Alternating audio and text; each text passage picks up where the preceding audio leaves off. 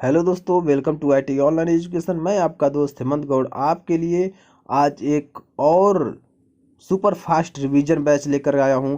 यह पीडीएफ के माध्यम से कराएंगे, बोर्ड पर नहीं कराएंगे, पीडीएफ के माध्यम से कराएंगे ताकि आपको अधिक से अधिक प्रश्न करा दिया जाए। ठीक है, तो ये जो प्रश्न मैं लेकर के आ रहा हूं बहुत ही इंपॉर्टेंट प्रश्न है, क्योंकि एग्जाम में बार बार पूछा जाता है ऐसा प्रश्न।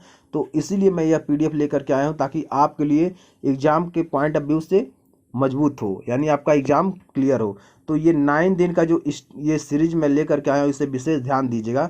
9 दिन बचा हुआ है आपके एग्जाम के लिए। ठीक है, तो इस 9 दिन में हम कैसे तैयारी करेंगे इसके बारे में हम आपको बताएंगे, पूरा जानकारी आपको हम इसमें देंगे। ठीक है, तो चलिए अब सबसे पहले हम बात करते हैं कि माइनस मार्किंग, इस पर 1/4 का माइनस मार्किंग है, इस बात का ध्यान रखेंगे। और साथ में मैं आपको तुक्का कैसे लगाएं इसके बारे में भी बात करेंगे, तुक्का कैसे लगाएं इसके बारे में भी बात करेंगे।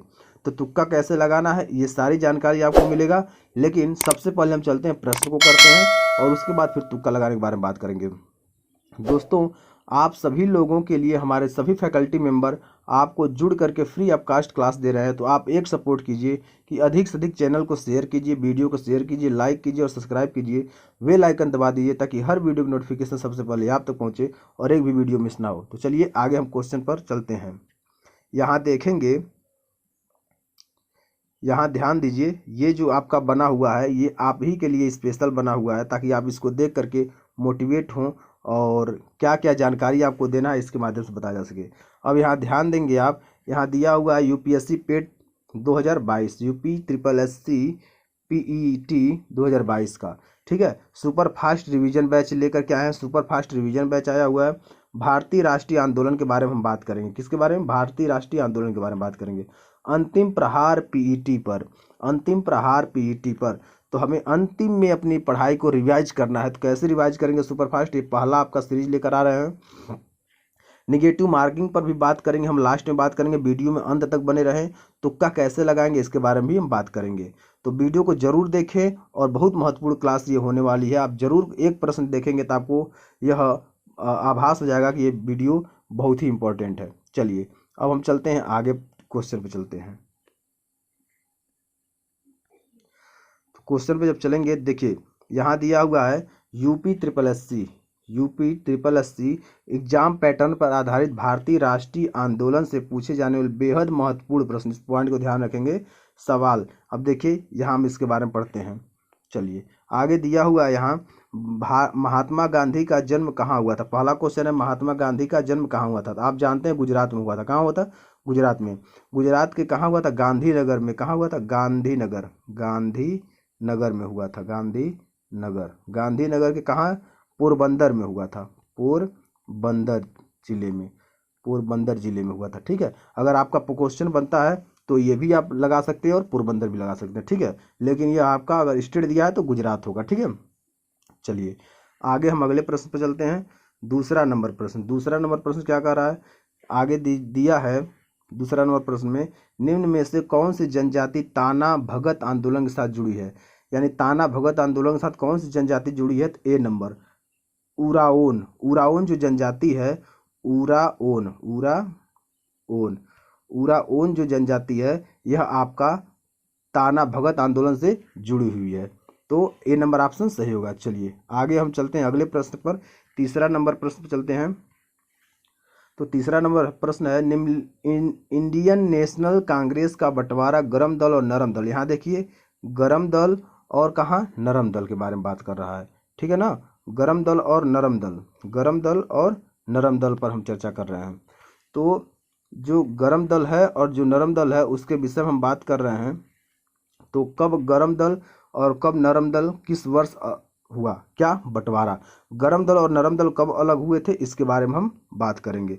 तो इसके बारे में हम बात करने से पहले इसका उत्तर बताते हैं। इसका उत्तर जो होगा वह क्या होगा दोस्तों? इसका उत्तर होगा 1907। 1907 में गरम दल और नरम दल का बंटवारा हुआ था। यानी जो गरम दल था वो उसका और जो नरम दल था उसका, दोनों टीमों का बंटवारा जो है, दोनों जो दल थे उनका बंटवारा 1907 में हुआ था। 1907 में, जरूर याद कर लीजिएगा, ये मोस्ट इंपॉर्टेंट है। चलिए आगे बढ़ते हैं प्रश्न पर। 4 नंबर प्रश्न देखेंगे। 4 नंबर प्रश्न जो दिया है इसमें सरदार वल्लभ भाई पटेल की तुलना निम्नलिखित में से किससे की जाती है? यानी ये 4 ऑप्शन दिया है, इसमें सरदार वल्लभ भाई पटेल किसकी तुलना की जाती है? बिस्मार्क से की जाती है। यानी बिस्मार्क से सरदार वल्लभ भाई पटेल की तुलना की जाती है। बिस्मार्क, बिस्मार्क, ठीक है ना। बिस्मार्क की तुलना सरदार वल्लभ भाई पटेल से की जाती है। ये पॉइंट आप जरूर याद कर लिए क्योंकि मोस्ट इंपॉर्टेंट है, एग्जाम में आ सकता है, ठीक है। चलिए और आगे बढ़ते हैं 5 नंबर प्रश्न में। ए ओ ह्यूम के संबंध में निम्नलिखित में से कौन सा कथन सही नहीं है? यहाँ 4 ऑप्शन दिया हुआ है। वह आर्थोनोलॉजिस्ट थे, ये गलत है। वह भारतीय सिविल सेवा के सदस्य, ये गलत है। इन्होंने भारतीय राष्ट्रीय कांग्रेस की स्थापना की, ये भी गलत है। इन्होंने कांग्रेस के वार्षिक सत्रों की 2 बार अध्यक्षता की थी, यानी यह 2 बार अध्यक्षता की थी। यही प्रश्न आपका सही होगा। कितनी बार? 2 बार। 2 बार अध्यक्षता किए थे, यह प्रश्न आपका डी नंबर ऑप्शन सही होगा, ठीक है। चलिए अगला हम 6वां प्रश्न पर चलते हैं, जो 6 नंबर प्रश्न है, इस पर चलते हैं। तो 6 नंबर प्रश्न आपका देखिए, ध्यान से देखिएगा। 6 नंबर प्रश्न में, जिस समय दिल्ली ब्रिटिश भारत की राजधानी बनी उस समय वायसराय कौन था? ठीक है। ऑप्शन है Lord Curzon, Lord Minto, Lord Hardinge. तो सी नंबर ऑप्शन इसका सही होगा, लॉर्ड हार्डिंग। यानी दिल्ली का, यहाँ ध्यान रखिएगा, दिल्ली ब्रिटिश भारत राजधानी बनी उस समय वायसराय कौन था? वायसराय के बारे में बात कर रहा है, तो आपका कौन होगा? सी नंबर, लॉर्ड हार्डिंग होगा, ठीक है। तो इस 6 नंबर का सी नंबर ऑप्शन सही होगा। चलिए और आगे चलते हैं हम प्रश्न नंबर 7 पर। प्रश्न नंबर 7 पर देखते हैं, वर्ष 1914 में भारतीय राष्ट्रीय दल की बर्लिन में स्थापना किसने की थी? बर्लिन में स्थापना किसने की थी? ऑप्शन है सुभाष चंद्र बोस, डब्ल्यू.सी. बनर्जी, सुरेंद्रनाथ बनर्जी, चंपक रमन पिल्लय। तो इसका सही उत्तर क्या होगा? चंपक रमन पिल्लय। चंपक रमन कौन? 1914 में जो भारतीय राष्ट्रीय दल का बर्लिन में जो स्थापना हुआ था, वह चंपक रमन पिल्लय कब? 1914 में किए थे। 1914 में किए थे, ये याद कर लीजिएगा, ठीक है। चलिए दोस्तों आगे हम 8वां नंबर प्रश्न पर चलते हैं।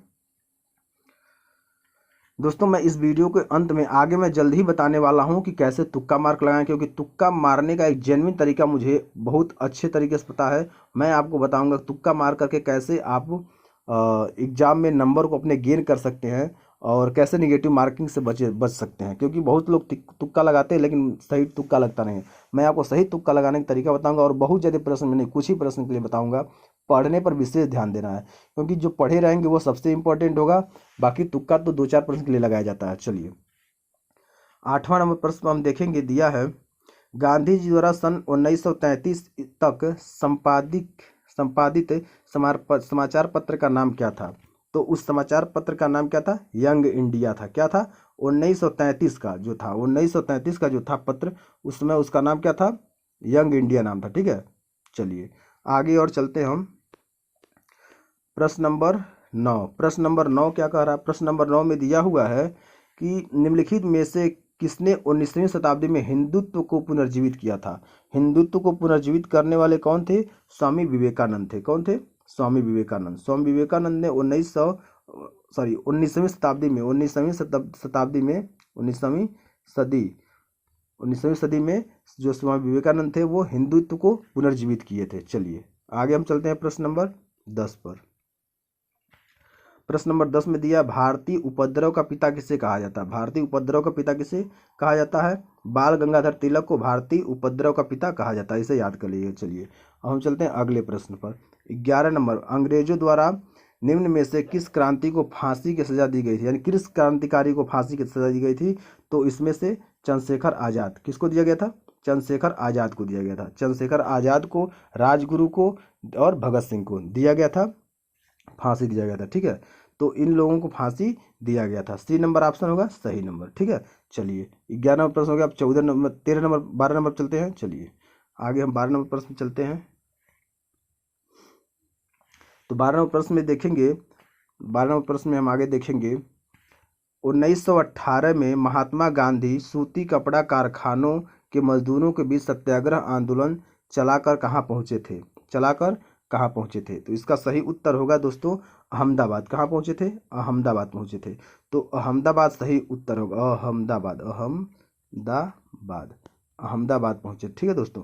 तो इसका सही उत्तर होगा क्या? Ahmedabad. Ahmedabad is the right answer, question number 12। चलते हैं 13 नंबर प्रश्न पर।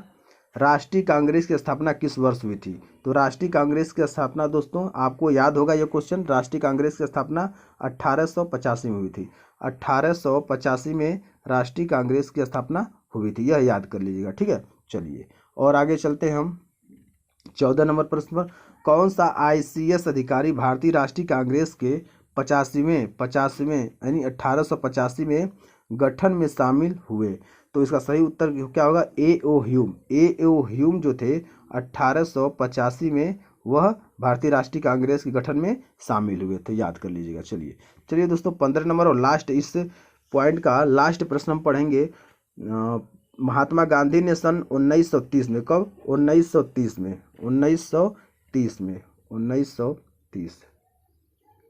1930 में सविनय अवज्ञा आंदोलन कहाँ से आरंभ किया था? महात्मा गांधी ने 1930 में सविनय अवज्ञा आंदोलन कहाँ से आरंभ किया था? तो साबरमती आश्रम से शुरू किया था। कहाँ से? साबरमती आश्रम से उन्होंने शुरू किया था। तो दोस्तों वीडियो कैसा लगा? अगर वीडियो अच्छा लगा हो तो वीडियो को लाइक करें, चैनल को सब्सक्राइब करें और बेल आइकन दबा दें ताकि हर वीडियो की नोटिफिकेशन सबसे पहले आप तक पहुंचे और एक भी वीडियो मिस ना हो। दोस्तों मैं ऐसे ही बहुत सारा PDF अब कराने वाला हूं क्योंकि एग्ज़ाम नज़दीक आ गया है और बोर्ड पर लिख करके कराना इतना जल्दी संभव नहीं है क्योंकि बहुत कम ही प्रश्न बोर्ड पर हो पाते हैं और समय ज़्यादा लग जाता है। इसलिए मैं आपको PDF से सॉल्व कराऊंगा और PDF ही सबसे इम्पॉर्टेंट रोल निभाएगा आपके लिए, क्योंकि वह PDF जिसमें आपको सारी जानकारी दिया जाएगा और कितने प्रश्न एग्जाम में आएंगे, कैसे हमको करना है, हमको कैसे OMR शीट भरना ये भी बताएंगे। तो दोस्तों हम चलते हैं, बात करते हैं आपको कि कैसे हमें निगेटिव मार्किंग को इग्नोर करते हुए और नंबर को गेन करना है। जैसे मान लीजिए 1/4 निगेटिव मार्किंग है, यानी इसको देखा जाए तो एक प्रश्न पर 0.25 का है, 0.25 का है, यानी 4 प्रश्न आप गलत करते हैं तो 1 नंबर कटेगा, ठीक है ना। तो हमें ध्यान रखना कि नेगेटिव मार्किंग है, हमारा प्रश्न गलत कम से कम हो, क्योंकि अधिक प्रश्न अगर गलत हो जाता है तो हमारे नंबर क्या होते हैं, कहीं ना कहीं हमें परसेंटाइल में प्रॉब्लम करेगा। और जो भी वैकेंसी आएगी अगर हमारे परसेंटाइल में बढ़िया परसेंटाइल नहीं आता है और कोई वैकेंसी आती है उस मेरिट लिस्ट में नहीं हम आते हैं तो हमारे लिए कहीं ना कहीं बहुत बड़ी समस्या होती है और हम उस भर्ती के लिए फॉर्म के लिए अवेलेबल नहीं हो पाते। यानी हमारी समस्या ये होती है कि नंबर हमारा कम होता है। इसलिए हमें एक ध्यान देना है कि कैसे निगेटिव मार्किंग से बचा जाए। तो नेगेटिव मार्किंग से बचने के लिए हमने बता दिया कि 1/4 निगेटिव मार्किंग है, तो हमें ध्यान रखना है कि कम से कम गलती हो, ठीक है, और अधिक से अधिक सही करने का प्रयास करें। दूसरी बात हम बात करने वाले थे तुक्का कैसे लगाएं, क्योंकि यह सबसे इम्पोर्टेंट है। तुक्का बहुत बच्चे हैं लगाते हैं जो उल्टा सीधा लगा के चले जाते हैं, लेकिन हमने आज तक बहुत से एग्जाम में देखा और एनालाइज किया, A, B और C और D ऑप्शन होता है, जिसमें से अधिकतम जो सही होता है वो B और C ही सही होता है, ठीक है। क्योंकि बहुत से एग्जाम में हमने जो आंसर शीट आता है उससे हमने देखा तो आपका 47% से ऊपर जो होता है वो B और C ही सही होता है। बाकी आपका जो बचता है 43% जो बचता है आपका, ठीक है दोस्तों, सॉरी 43 नहीं, तो दोस्तों जो अब 53% जो बचता है, 53% क्या बचता है, 53% जो बचता है, 47% आपका B और C होता है और जो 53% बचता है उसमें आपका क्या होता है, उसमें A भी होता है और B भी होता है और C भी होता है और D भी होता है, ठीक है। लेकिन इसमें ध्यान हमको रखना A और B और C पर, B और C पर, क्योंकि B ही और C आपको नंबर गेन दिलाएगा। अगर 4 प्रश्न आप तुक्का लगा देते हैं उसमें से अगर 3 प्रश्न सही हो जाता है तो 3 नंबर तो आपको मिल गया, 1 नंबर का जो बचा था 0.25 नंबर वो कटेगा, तो बचेगा क्या आपका 2.75 नंबर आपको बचेगा। तो कम से कम ये नंबर तो मिल गया, तो ये कहीं ना कहीं आपके परसेंटाइल को क्या करेगा, बढ़ाएगा, ठीक है ना। 2.75 नंबर है, यही आपके परसेंटाइल को कहीं ना कहीं जरूर गेन करेगा। तो इससे हमें क्या करना है, ध्यान रखना है, ठीक है ना। तो ऐसे ही दोस्तों हमारे चैनल बने रहिए IT online education by Hemant sir, क्योंकि इस पर सभी प्रकार के कॉम्पिटिटिव एग्जाम की तैयारी कराया जाता है और आपको सभी प्रकार के दूर दूर से फैकल्टी मेंबर जुड़े हुए हैं और जुड़ करके आपको सभी प्रकार के प्रश्न को और पूरी फुल वीडियो के साथ सॉल्व कराते हैं। तो दोस्तों हमारे चैनल बने रहिए IT online education by Hemant sir. तो आज के लिए इतना ही, थैंक्स फॉर वॉचिंग।